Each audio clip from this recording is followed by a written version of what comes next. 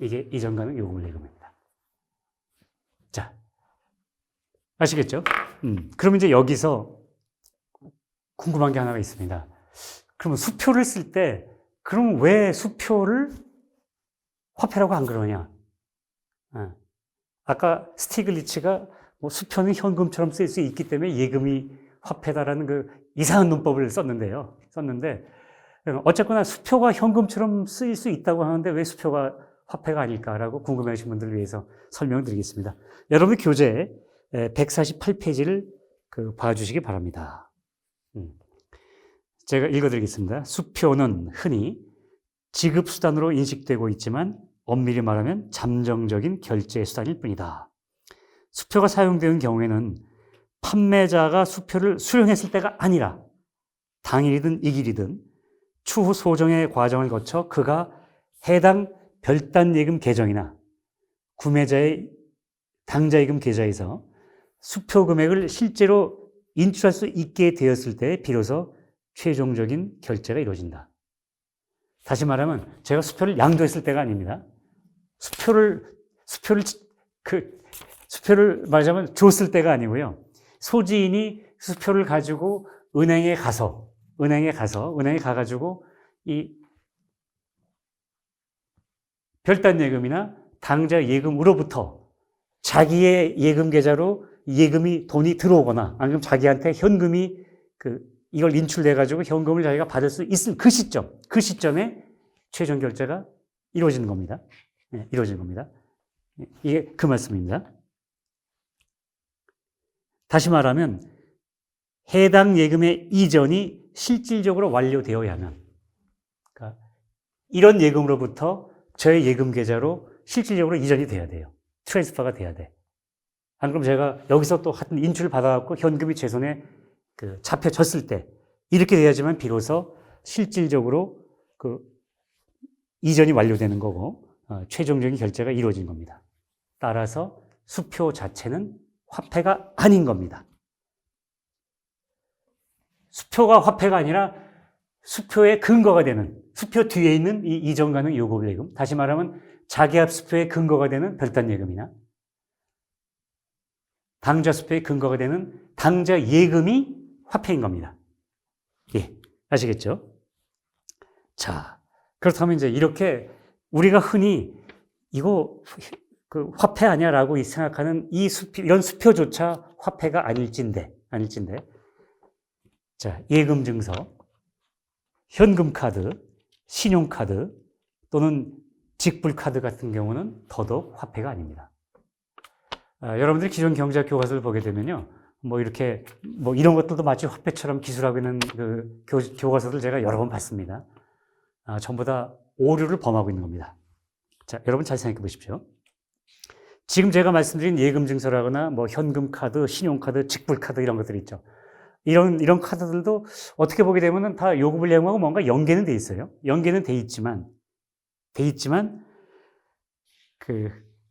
잘 생각해 보십시오. 여러분, 화폐라는 건요, 평소에 경제 주체들이 그것을 양도를 합니다. 양도를 하는 거예요. 양도를 하게 되면 현금을 양도하거나 아까 말한 가공의 재화인 공을 양도하는 겁니다. 예, 공을 양도해가지고 거래가 완료되는 거잖아요. 지급이 종결되는 건데요. 이렇게 양도를 해가지고 최종 결제가 이루어지게 하는 이런 수단이 화폐인 겁니다. 그럼 여러분 생각해 보십시오. 여러분들이 거래할 때 예금 증서를 양도합니까? 예금 증서 양도하는 방식으로 거래하시나요? 보통? 아니잖아요. 그죠? 다음. 현금 카드나 신용카드 혹은 직불 카드를 여러분들이 양도하십니까? 제시는 하겠죠. 제시하고서 단말기에 꽂거나 이렇게 제시하지만 카드를 여러분이 상점 주인한테 이렇게 양도를 합니까? 카드는 아니죠. 예. 그렇습니다. 제가 다시 읽어드리겠습니다. 화폐란 평소에 경제 주체들이 그것을 제시가 아니라 양도입니다. 양도하는 방식으로 지급을 행하고 그것이 양도되었을 때는 그와 동시에 최종적인 결제가 이루어지는 그런 재화인 겁니다. 자, 여러분 맞죠? 예. 그렇게 해서 이제 수표는 화폐가 아니고 예금 증서 역시 화폐가 아니고 뭐 신용카드, 현금카드, 체크카드 이런 것들 전부, 직불카드 이런 거 전부 다 그 자체는 화폐가 아닌 겁니다. 자, 이어서 이제 제가 신용카드 결제 제도에 대해서 설명드리겠습니다. 신용카드 결제 제도. 여러분이 궁금하신 게 있을 겁니다. 실제로 경제학 교과서를 보게 되면요. 신용카드 사용 한도도 화폐다라고 기술하는 그런 경제학 교과서들이 있습니다. 그것도 왜 오류인지에 대해서 이렇게 설명드리겠습니다. 신용카드 사용 한도가 화폐가 왜 아닐까? 그거 신용카드 사용 한도 있으면 제가 신용카드 사용 한도 가지고 이렇게 상점 가서 물건 구매할 수 있잖아요. 그죠? 근데 왜 아니라 그럴까? 이 점에 대해서 여러분께 설명을 드리겠습니다. 여러분, 신용카드 결제 제도라는 게 있는데 이거는 온라인 제도하고 다릅니다. 신용카드는.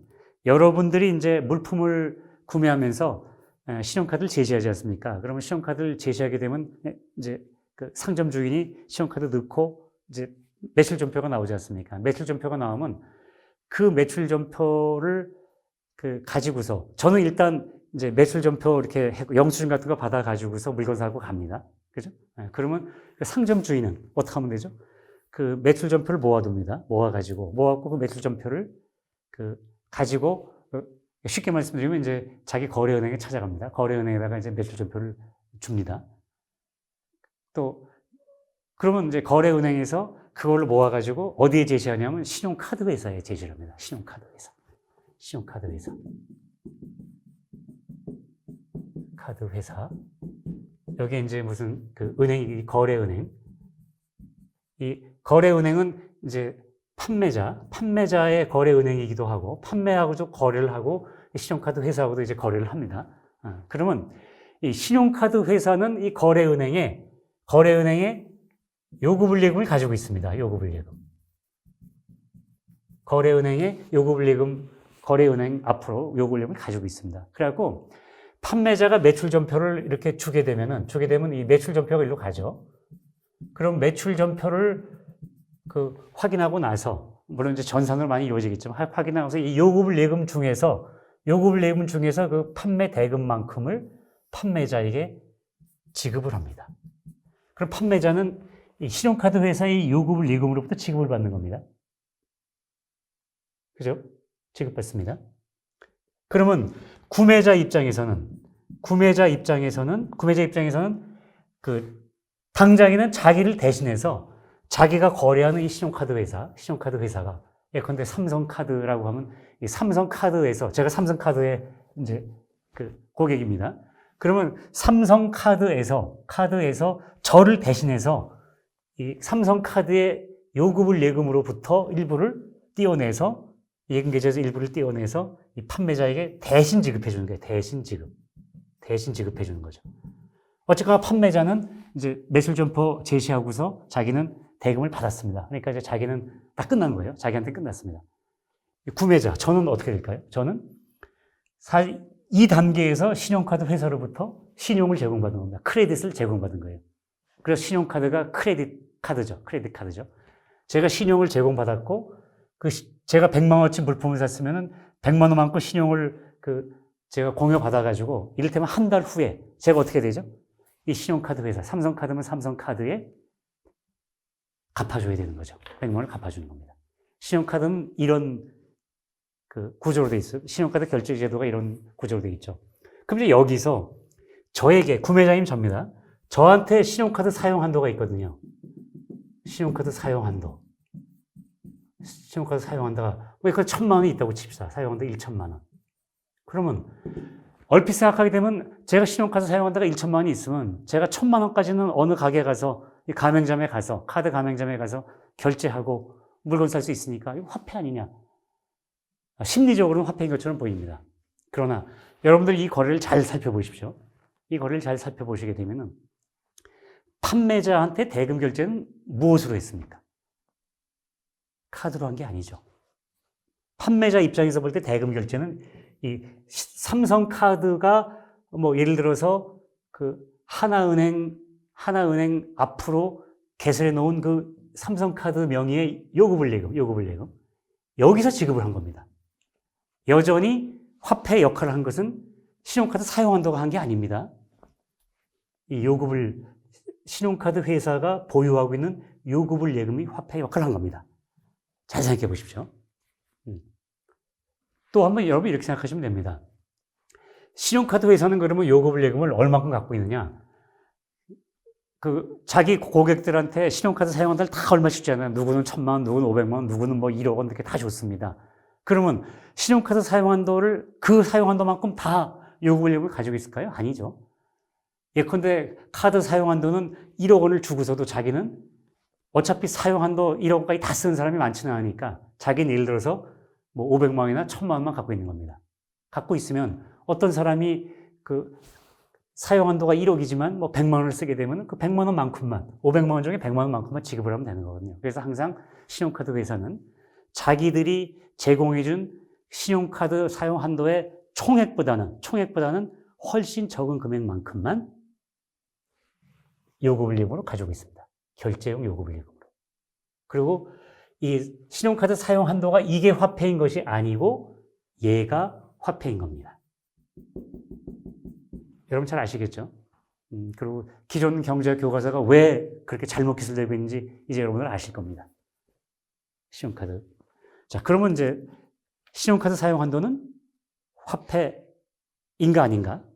제가 말씀드린 것처럼 여전히 화폐라고 생각하세요? 네, 화폐가 아닙니다. 이게 화폐입니다. 그럼 마찬가지로 이제 다음 또 궁금한 게 있을 겁니다. 궁금해 하시는 거. 자, 여러분들 주식 투자하시는 분들은 아실 겁니다. 증권회사에 이제 돈 맡기잖아요. 돈 맡기면은 거기 증권회사에 이제 제 계좌에 이렇게 찍혀 있어요. 고객예탁금이라고. 그럼 제가 고객예탁금 가지고 주식을 매입할 수 있죠. 매입할 수 있습니다. 그러면 고객예탁금은 화폐인가 아닌가? 여러분 궁금하시죠? 고객예탁금은 이상하다. 내가 고객예탁금이 뭐 예컨대 5천만 원이 있다고 그러면 제가 5천만 원 어치 주식 살 수 있거든요. 은행에 증권회사에 창구에 가든지 안 그러면 요새 이렇게 요새 하여튼 있잖아요. 단말기. 예. 단말기 갑자기 생각이 안 나네요. 예. 그거 HTM인가? 뭐 있죠. 단말기. 예. 자기가 이제 집에서 단말기로 이렇게 주문을 내가지고서요 살 수 있는데 그것도 이렇게 돼 있습니다. 우리가 주식거래 어떻게 하냐면요. 쉽게 말하면 여기 증권거래소가 있습니다. 증권거래소가 가운데 있고요. 증권거래소에 이제 회원사로 이제 증권사들이 있습니다. 증권사 A도 있고 증권사 B도 있습니다. 증권사들이 있고요. 증권사가 있고 저는 이제 증권사의 고객이죠. 고객들이 많이 있습니다. 이렇게 고객들이 있습니다. 그럼 고객들이 일단 증권사에다가는 주식 오더를 하려면 매수 주문을 내려고 그러면은 여기다가 고객예탁금을 맡깁니다. 고객예탁금을 일단 맡겨놓습니다. 그러면 제 경우에 고객예탁금이 뭐 예를 들어서 5천만 원 있다고 칩시다. 5천만 원이 고객예탁금이 있습니다. 5천만 원. 제 증권사 계좌에 보게 되면 고객예탁금으로 5천만 원이 있습니다. 그럼 저는 이제 이 고객예탁금을 근거로 해서 증권사한테 주문을 냅니다. 예, 단말기로 주문하든, 온라인으로 주문하든, 안 그러면 창구에 가서 주문을 하든, 증권사한테 예를 들어서 삼성전자 주식을 뭐 5천만 원치 사주세요. 그럼 증권사가 여기다가 증권거래소에다가 저의 주문을 여기다가 이제 내주는 거죠.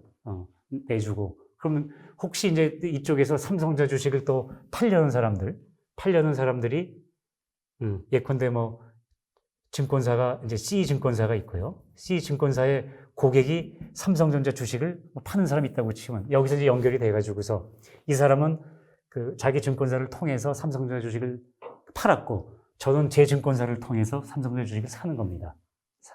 그러면 이때 이 증권거래소를 통해서 이 삼성전자 주식이 매매 거래가 될 때 그러면 A증권사가 이 C증권사에게 삼성전자 주식 대금 5천만 원을 지급을 하겠죠. 지급을 하는데 어디서 하냐면 이 A증권사도 자기 거래은행에 요구불 예금을 가지고 있습니다. 요구불 예금을 가지고 있어요. 요구불 예금. 증권사가 가지고 있는 요구불 예금 중에 일부를 5천만 원을 결국 띄어내가지고 이 C증권사에다가 지급을 하는 겁니다. 지급을 해요. 지급하게 됩니다. 그러면 이 경우에 삼성전자 주식을 그 사는데, 매수하는 데에 사용되는 화폐는 이 증권사가 보유하기는 이 요구불 예금입니다. 저의 고객예탁금이 아닙니다. 증권사는 이 요구불 예금을 고객예탁금 그 금액하고 똑같이 가지고 있는 게 아니죠. 모든 고객이 다 자기 고객예탁금을 가지고 동시에 다 그 주식 매수를 하는 건 아니잖아요.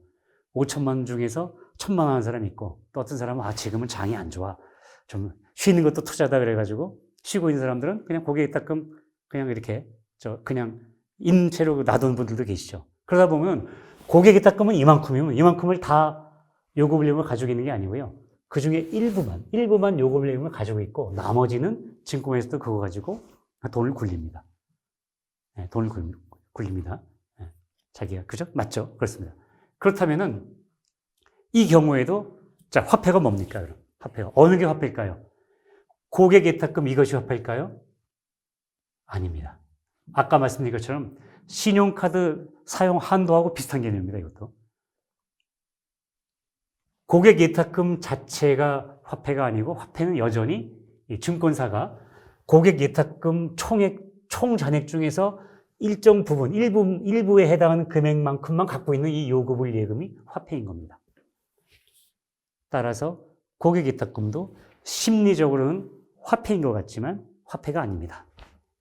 기존 경제학자들의 시각으로는 화폐인 것처럼 보일 수 있겠지만 화폐가 아닌 겁니다. 자, 마지막 질문하겠습니다. 여러분 마이너스 통장 쓰시는 분들 계시죠? 다 여유가 넉넉해가지고 마이너스 통장을 안 써야 되는데 쓰시는 분들이 계십니다. 그럼 마이너스 통장 쓰게 되면요, 개인도 마이너스 통장을 쓰고 또 기업들도 마이너스 통장을 쓰긴 합니다. 그럼 그거를 우리가 그 마이너스 한도를 유식한 용어로 대월 한도라고 합니다. 대월. 이 빌려줄 때자. 그 다음에 이월한다 이런 거 있죠? 이월한다, 넘긴다, 대월한도. 쉽게 말하면 마이너스 한도예요. 마이너스 한도. 마이너스 통장의 한도인데, 그럼 마이너스 통장 한도가 있는 분들도, 근데 제가 마이너스 통장 한도가 이제 2천만 원 있다고 칩시다. 2천만 원만큼 한도가 있으면 저는 제가 당장에 현금도 없고 뭐 딴 거 없더라도 일단 마이너스 한도가 있으니까 제가 이걸 가지고서, 제가 여기에 연계된 카드가 있으면 카드 가지고서 마이너스 한도만큼 물건을 살 수 있어요. 그럼 마이너스 한도도 화폐가 아닐까라고 생각할 수 있습니다. 이걸 화폐로 봐야 될까요? 보지 말아야 될까요? 참고로 존 메이나드 케인즈는 이런 대월 한도도 화폐로 봐야 한다고 얘기를 하긴 했습니다. 그러나 화폐는 아닙니다. 왜 그럴까요? 여러분, 저 인구 계산할 때요, 인구 계산할 때 population의 그 인구라고 하죠. 인구 계산할 때 태아 칩니까, 안 칩니까? 예컨대 태아가 있다고 치면요, 태아를 예를 들어서 그 임산부가 지금 계시다 그러면 그분이 그 아이를 임신하고 있다고 치면은 그분을 두 사람으로 칩니까? 아니죠. 역시 인구 조사할 때는 한 사람으로 치잖아요. 이렇듯이 인구 계산할 때도 태아는 치지 않듯이 이 마이너스 한도도 일종의 태아거든요. 태아이기 때문에 화폐로 보지 않는 것이 적정하다고 저는 그렇게 생각을 합니다. 자, 그렇습니다. 자, 이제 이전 제도와 연결되어 있지 않은 요구불예금에 대해서 설명을 드리겠습니다. 거기 여러분 페이지를 보게 되면요, 150페이지죠. 3. 이전 제도와 연계되어 있지 않은 요구불예금. 조금 전에 말씀드린 그 당좌 대월 한도 있지 않습니까? 그거는 영어로는 참 오버드래프트라고 합니다. 오버드래프트 퍼실리티 이렇게 얘기를 하죠. 이 당좌 대월 한도 역시 화폐가 아니다. 인구를 계산할 때에도 태아는 치지 않는다. 제가 책에 그렇게 적어놨습니다. 자, 3. 이전 제도와 연계되어 있지 않은 요구불예금. 제가 읽어드리겠습니다. 요구불예금, 즉 수시 입출식 예금이라고 모두가 다 화폐인 것은 아니다. 요구불예금이라도 이전 제도와 연계되어 있지 않은 것은 그 자체로서는 지급수단으로 통용될 수 없으므로 화폐가 아니다. 화폐가 아니죠. 이전 제도가 없으면은, 그러니까 수표제도나 온라인 이체제도가 없는 그런 요구불예금은요, 그 요구불예금을 가지고 화폐를 직접 사용 못합니다. 거기서 현금을 인출해가지고 줘야 되죠. 예. 그렇습니다. 그 자체로서는 화폐로 사용할 수 없습니다. 그래서 그 이전 제도가 연계되어 있지 않은 그런 요구불 예금은 화폐가 아닌 겁니다. 네, 그렇습니다. 그렇기 때문에 이 요구불 수시 입출식 예금이라도 이전 제도가 연계되어 있지 않은 것은 나중에 말씀드리는 저축성 예금으로 그 분류를 하는 게 좋습니다. 자, 이제 중요한 걸 또 시작을 하겠습니다. 지금까지보다 이제 조금 경제학적으로 중요한 또 화폐가 있네요. 예. 나중에 제가 본원 화폐를 설명드릴 때 다시 또 설명드리겠지만요. 이제 중앙은행 당좌 예금에 대해서 설명을 드리겠습니다.